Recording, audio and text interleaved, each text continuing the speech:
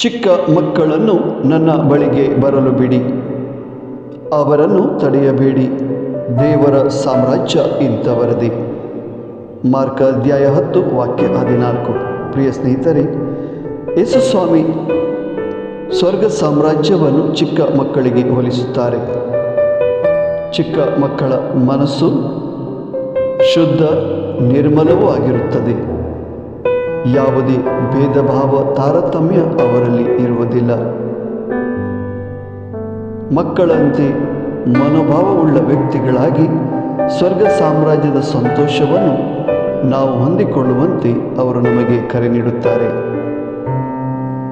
ಇದಕ್ಕಾಗಿ ಪ್ರಾರ್ಥಿಸೋಣ ಮತ್ತು ಆ ಕೃಪೆಯನ್ನು ಹೊಂದಿಕೊಳ್ಳೋಣ. ಆಮೆನ್. लहान भुरग्यांक म्हजे सरशी येवंक सोडा, तांकां आडय नाकात, कित्याक देवाचें राज्य तसल्यांचेंच सै. मार्क 10:14.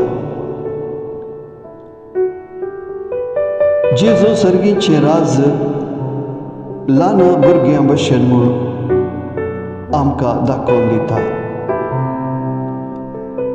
ल्हान भुरग्यांची काळजां मनां नितळ निर्मळ आसतात.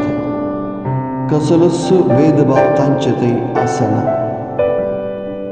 असले काळजां मनाची व्यक्ती आमी जावन, भुरगे भशेन जावन सर्गीचो संतोष अनुभव करूंक जेजू आमकां आपोवणें दिता.